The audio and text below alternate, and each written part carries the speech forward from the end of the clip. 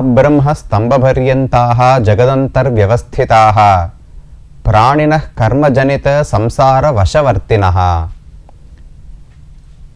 இந்த உலகத்தில் வாழக்கூடிய ஜீவாத்மாக்கள் அனைவருமே பாபம் புண்ணியம் என்பவற்றுக்கு கட்டுப்பட்டுத்தான் வாழ்கிறார்கள். ஒரு சின்ன எறும்பு புழு புல் முதலாக கொண்டு சத்தியலோகத்தில் வாழக்கூடிய நான்முகக் கடவுளான பிரம்மா வரையில் அனைவருமே கர்மத்துக்கு வசப்பட்டவர்கள்தான். கர்மத்துக்கு அப்பாற்பட்டு இருக்கக்கூடியவர் ஸ்ரீமன் நாராயணன். அபஹத பாப்மா என்று அவரை பற்றி உபனிஷத்துக்கள் சொல்லுகின்றன. முழுமுதற் கடவுளாக உலகத்தையெல்லாம் படைத்து காத்து அழிக்கக்கூடியவராக, இந்த உலகத்தில் அனைவரையும் விட உயர்ந்தவராக பகவான் இருக்கிறான் என்பது வேதங்களினுடைய கூற்று. அப்படி பகவானுக்கும் ஜீவாத்மாக்களுக்கும் வேறுபாடு இருக்கிறபடியால் நாம் யாரை தொழுதால் முக்தி பெற முடியும், யாரால் நமக்கு உண்மையாக உதவ முடியும் என்று பார்த்தால் அதுவும் ஸ்ரீமன் நாராயணன்தான். யாருக்கு எந்த லோகத்தில் என்ன விதமான துன்பம் ஏற்பட்டாலும் அவரிடத்தில் தானே சென்று முறையிடுகிறார்கள். நமக்கெல்லாம் ஒரு துன்பம் என்றால் பொதுவாக உலகத்தில் தெய்வங்களை நாடுகிறோம். இந்திரன், சந்திரன், பிரம்மா, சிவன், குபேரன் முதலான எத்தனையோ தெய்வங்களிடத்திலே வேண்டுகிறோம். அந்த தெய்வங்களுக்கே துன்பம் ஏற்பட்டால் யாரிடத்திலே செல்கிறார்கள்? எந்த கதையை தேடி பார்த்தாலும் ராவணனால் துன்பம் என்றால் பார்க்கடலுக்கு போய் நாராயணனிடத்திலே பிரார்த்திக்கிறார்கள். கம்சன் முதலானவர்களால் துயரம் என்றால் மறுபடியும் நாராயணனிடத்திலே பிரார்த்திக்கிறார்கள். மகாபலி இந்திரனுடைய செல்வத்தை பறித்து கொண்டு போனால் அதே நாராயணனிடம்தான் பிரார்த்திக்கிறார்கள். அதனால் மற்ற அனைவருமே கர்மத்துக்கு வசப்பட்டவர்கள், உலகத்தில் இன்ப துன்பங்களை அனுபவிப்பவர்கள். பகவான் ஸ்ரீமன் நாராயணன் ஒருவர்தான் இது அனைத்துக்கும் அப்பாற்பட்டவர் என்கிற உண்மையை நாம் புரிந்து கொள்ள வேண்டும். அதற்கு மிகவும் வசதியாக நமக்கு மிகவும் உபயோகப்படக்கூடிய ஒரு திருத்தலத்தைத்தான் நாம் தற்போது வந்து அடைந்துள்ளோம். 108 திருத்தலங்களுக்குள்ளே சோழ நாட்டில் 40 திவ்யதேசங்கள் இருக்கின்றன என்று பார்த்தோம். அதில் ஒவ்வொன்றாக ஸ்ரீரங்கம், அதை சுற்றி இருக்கக்கூடிய திவ்யதேசங்களை தரிசித்து கொண்டு வருகிறோம். அதில் தற்போது நாம் அடைந்துள்ளது 7வது திவ்யதேசம். இந்த ஊருக்கு திருக்கண்டியூர் என்று பெயர் வழங்கப்படுகிறது. இது எங்கு உள்ளது என்று பார்த்தோம் என்றால், நாம் தஞ்சை நகரத்திலிருந்து திருவையாறை நோக்கி, அதாவது வடக்கு நோக்கி, தஞ்சை நகரம் என்பது காவிரிக்கு தெற்கே உள்ளது. அதிலிருந்து காவிரியை நோக்கி திருவையாறு தேச கிராமத்தை நோக்கி சென்றோம் என்றால் அந்த வழியில் தான் இந்த திவ்யதேசம் திருக்கண்டியூர் என்கிற அழகான திருத்தலம் இருக்கிறது. இந்த பெயரை பார்த்தாலே இந்த ஊரில் என்ன கதை நடந்திருக்கும், ஸ்தலத்தினுடைய புராணம் என்ன என்பதை நாம் புரிந்து கொள்ளலாம். கண்டியூர் என்று கேள்விப்படுகிறோம். 2 விதமான அர்த்தங்கள் உண்டு. கண்டன ஊர், கண்டன ஊர் என்பது சேர்ந்து மருவி மருவி கண்டியூர் என்று ஆகியிருக்கலாம்.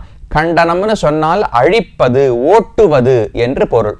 அல்லது கண்டி, கண்டின்னு சொன்னால் கழுத்தை உடையவர், அதாவது விஷத்தோடு கூடின கழுத்தை உடையவர். கண்டீஸ்வரர் என்று சிவபெருமானுக்கு திருநாமம் உண்டு. அவரோடு தொடர்பு பட்ட ஒரு சரித்திரம் இந்த இடத்தில் நடந்தபடியால் கண்டியனுடைய ஊர், கண்டியூர் என்றும் பெயர் ஏற்பட்டிருக்கலாம். அப்ப ஏதோ ஒன்று அழிக்கப்பட்டிருக்கிறது. சிவபெருமானுக்கும் இந்த திருத்தலத்துக்கும் ஏதோ தொடர்பு இருக்கிறது என்பதை அறிந்து கொள்ளுகிறோம். நீங்களே இதற்குள் கண்டுபிடித்திருப்பீர்கள் என்ன கதை என்று. இந்த கதையை உத்தமர் கோவிலிலேயே நாம் பார்க்க தொடங்கினோம். சிவபெருமான் 5 தலைகளை உடையவர். அதே போல அவருடைய தகப்பனாரான பிரம்மா, அவரும் 5 தலைகளோடு தான் முதலிலே இருந்தார். அப்ப சிவனுக்கு ஒரு நாள் கோபம் ஏற்பட்டது. எனக்கு நிகராக எல்லாரும் பிரம்மாவை தொழுகிறார்கள், வணங்குகிறார்கள். ஏன்னா அவருக்கும் 5 தலைகள், எனக்கும் 5 தலைகள் நினைக்கிறார்கள். அது கூடாது, நான் தான் உயர்ந்தவனாக இருக்க வேண்டும் என்று எண்ணி தன்னுடைய கையாலே தன்னுடைய தகப்பனார் பிரம்மாவனுடைய ஒரு தலையை வெட்டி விடுகிறார். வெட்டின உடனே அது ஒரு பிரம்மஹத்தி தோஷம்னு சொல்லுவார்களோ இல்லையோ, பிரம்மா மிக உயர்ந்தவர், அவரை கொன்றபடியால், அவருடைய ஒரு தலையை கொய்தபடியாலே அந்த தலை கபாலமானது சிவபெருமானுடைய கையிலேயே ஒட்டி கொண்டது. அது ஒரு சாபமாக அவரை விடாமல் பின்தொடர்ந்து வந்தது. இவருக்கு என்ன செய்வதுன்னு தெரியவில்லை. அந்த கபாலத்தில் யாராவது அன்னம் இட வேண்டும், பிக்ஷை இட வேண்டும். அதுல அந்த கபாலம் நிறைய வேண்டும். நிறைந்து பகவானுடைய அனுகிரகத்தால அந்த சாபத்திலிருந்து விடுதலை அடைய வேண்டும். எத்தனையோ இடங்களுக்கு போய் தேடி பார்த்தார். எங்கேயுமே அவருக்கு சாப விமோசனம் கிடைக்கவில்லை. கடைசியில இங்கு வருகிறார். இந்த திருத்தலம் திருக்கண்டியூரில் தான் அவருக்கு சாப விமோசனம் ஏற்பட்டது. இதற்கு முன்னாலேயே உத்தமர் கோயில்ல கதையை பார்த்தோம். தாயாருக்கு பூரணவல்லி தாயார் என்று அங்கு திருநாமம். சிவபெருமான் கையில் அந்த மண்டை ஓட்டோடு அந்த உத்தமர் கோயிலுக்கு வர திருக்கரம்பனூரில் இருக்கிற தாயாரிடத்துல பெருமாள் ஆணையிடுகிறார், நீ அவருக்கு பிக்ஷையிடு என்று. தாயார் பூர்ணவல்லி, தன்னிடத்துல செல்வம் அன்னம் அனைத்துமே நிறைந்தவள். அப்ப அவள் பிக்ஷையிட்ட உடனே அந்த கையில் இருந்த கபாலம் மண்டையோடு நிரம்பி விட்டது. அதுல சிவனுக்கு பெரிய திருப்தி. ஆனா அதோடு சாபம் விலகவில்லை.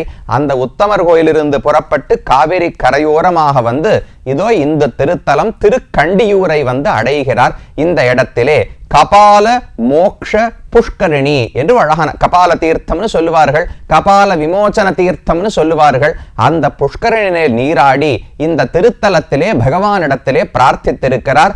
அப்போது பகவான் தன்னுடைய திருமார்பல வியர்வை இருக்குமோ இல்லையோ, அந்த வியர்வையை எடுத்து அவருடைய அந்த கபாலத்துல தெளித்தாராம். அது பட்டவுடனே அந்த கபாலம் சுக்குநூறாக உடைந்து போயிற்று என்று கதை சொல்லப்படுகிறது. அப்ப ஸ்தல புராணத்தின்படி சிவபெருமானுக்கு சாபம் நீங்கிய இடம் இதுதானே. அப்ப பெருமாளுக்கு என்ன பெயர் இருக்கணும்? ஹர சாப விமோச்சன பெருமாள். இதுதான் இந்த ஊரில் பெருமானுக்கு திருநாமமே. ஹரன், அரண், அரண் என்று சிவபெருமான் அழைக்கப்படுகிறார். ஹரனுக்கு சாபம் ஏற்பட்டது, பிரம்மஹத்தி தோஷம் ஏற்பட்டது. அதிலிருந்து விமோச்சனம், விடுதலை அளித்த பெருமானானபடியாலே ஹரசாப விமோச்சன பெருமாள் என்று இந்த பெருமாளுக்கு திருநாமம். சிவபெருமானை இதை பார்வதியின் இடத்துல ஒரு இடத்துல சொல்லுகிறார். மயா நாராயண ஸ்ரீமான் தத்ர நாராயண ஸ்ரீமான் மயா பிக்ஷாம் பிரயாச்சிதா. நான் போய் வேறு எங்கேயுமே எனக்கு சாப விமோசனம் கிடைக்கவில்லை.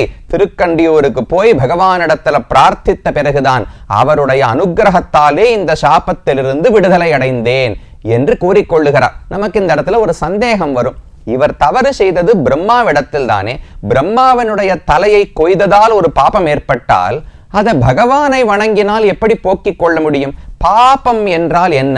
நம்ம தலையில ஏதானும் உட்கார்ந்து இருக்கா, அது எப்படி போக்கப்படுகிறது? சாபத்திலிருந்து விமோசனம், பாபம் போக்கப்படுகிறதுனா என்ன அர்த்தம்னால், எதுவும் நம்ம தலையில எல்லாம் பாபம் புண்ணியம் என்று எதுவும் அமர்ந்து கொண்டு இல்லை. புண்ணியம் என்றால் என்ன, பாபம் என்றால் என்னன்னு நாம ஆராய்ந்து புரிந்து கொண்டோம் என்றால் அப்ப இது எளிமையாக நாமும் புரிந்து கொண்டு விடலாம். வேற ஒண்ணுமே கிடையாது. வேதங்கள் எல்லாம் யார் கொடுத்தவை? பகவான் நாராயணன் தானே வேதங்களை எல்லாம் கொடுக்கிறார். பிரம்மாவுக்கு முதலில் வேதங்களை அபியாசம் செய்து வைத்து ஓதுவித்தவரே நாராயணன் தான். அப்ப பகவானுடைய எண்ணங்கள் தான் வேதங்கள். வேதம் நான் இன்னதை செய்ய வேண்டும்னு எனக்கு கட்டளை இடுகிறது, இதையெல்லாம் செய்யாதே என்று எனக்கு சொல்லுகிறது. அப்ப என்ன புரிஞ்சுக்கணும்? பகவானுக்கு நான் இந்தந்த செயல்களை செய்தால் அவருக்கு ஆனந்தம் ஏற்படும், பிரியமாக இருக்கும்.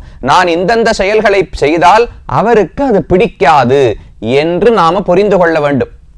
வேதம் என்பது ஒரு நூல். அந்த நூலே கட்டளை இடுகிறதுன்னு சொன்னால் நமக்கு அதுல ஒரு ஆர்வமே ஏற்படாது. அதை எழுதி வச்சிருக்கா சுவாமி, அதெல்லாம் யார் பின்பற்றுவதுன்னு விட்டுடுவோம். அப்படி நினைக்க கூடாது. என்னை படைத்தவர், எனக்கு தந்தை, எனக்கு இத்தனை உதவிகளை செய்த நாராயணன் தனக்கு என்ன பிடிக்குமோ அதை வேதத்தில் எழுதி வச்சிருக்கார். நான் எதெல்லாம் செய்யக்கூடாதுன்னு அவருக்கு எண்ணமோ அதை எழுதி வைத்திருக்கிறார் என்று புரிந்து கொள்ள வேண்டும். அதை புரிஞ்சுட்டோம்னால் பகவான் சொன்னபடி நடந்தால் புண்ணியம் ஏற்படுகிறதுன்னு சொல்றோமே. அப்ப அந்த புண்ணியம் என்ன? பகவானுடைய மனதுல நம்மை பற்றி ஒரு நல்ல அபிப்பிராயம், ஒரு ஆனந்தம் ஏற்படும் அல்லவா, அதுக்குத்தான் புண்ணியம்னு பெயர். நாம தவறாக நடந்து திருடுகிறோம், பொய் சொல்லுகிறோம், கொலை செய்கிறோம், இதெல்லாம் பண்ணோம்னால் அப்ப பகவான் சொன்ன கட்டளைக்கு மீறி நடக்கிறோம். அப்ப நம்ம இடத்துல ஒரு சின்ன கோபம், ஒரு வருத்தம், ஒரு நிகிரகம் ஏற்படும் அல்லவா, அதற்குத்தான் பாபம் என்று பெயர். யத்வத் பிரியம் ததிக புண்ணியம் அபுண்ணியம் அந்யது என்று தெரிவிப்பார்கள். பகவானுக்கு பிரியமானதுக்கு புண்ணியம்னு பெயர். பகவானுக்கு பிடிக்காதது, அவர் கோபமடைய செய்வ செயலுக்கு பாபச் செயல் என்று பெயர். அப்ப பிரம்மாவிடத்துல தலையை கொய்தது பாவச் செயல்னு சொன்னால் இதனால் பகவான் துன்பப்பட்டார்னு அர்த்தம். அப்ப அவரிடத்துல வந்து மன்னிப்பு கேட்டு அவர் தீர்த்தத்திலே நீராடி பிரார்த்தித்த உடனே தன் மனதில் இருந்த சீற்றத்தை பகவான் போக்கிக் கொண்டார். அப்ப ஹரனுடைய சாபம் போக்கப்பட்டது என்று பொருள். அப்ப எந்த பாபமோ புண்ணியமோ நாம யாரிடத்துல செய்கிறோமோ அவர்களிடத்திலும் மன்னிப்பு கேட்க வேண்டும். எல்லாத்துக்கும் தலைவர் நாராயணன், நீ சொன்னதை மீறி நடந்து விட்டேன், என்னை மன்னித்து விடுன்னு பகவானிடத்திலே பிரார்த்திக்க வேண்டும். அப்படி ஹரசாப விமோசன பெருமாளாக இந்த இடத்திலே பெருமான் காட்சி அளிக்கிறார். நின்ற திருக்கோலத்திலே 4 புஜங்களோடு 2 பக்கம் 2 தாயார்கள் நிற்க கிழக்கு நோக்கி பகவான் நின்று கொண்டிருக்கிறார்.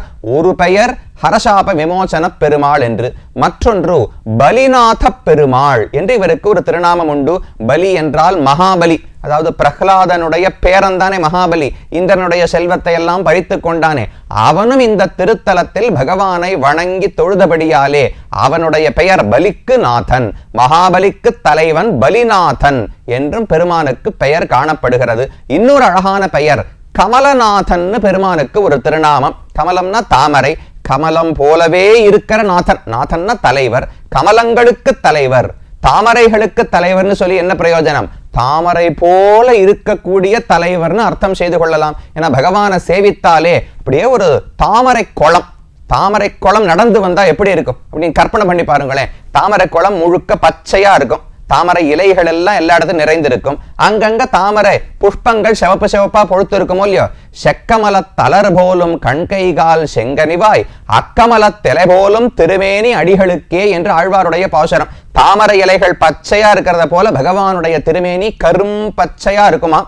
அந்த தாமரை குளத்துல தாமரைகள் சிவப்பா இருக்கிறது போல இங்க 2 தாமரை போல 2 கண்கள், வாய் ஒரு தாமரை, கைகள் எல்லாம் சிவந்திருக்கு, திருவடிகள் சிவந்துள்ளன, வாய் அப்படியே சிவப்பா தாமரை போல் இருக்கு.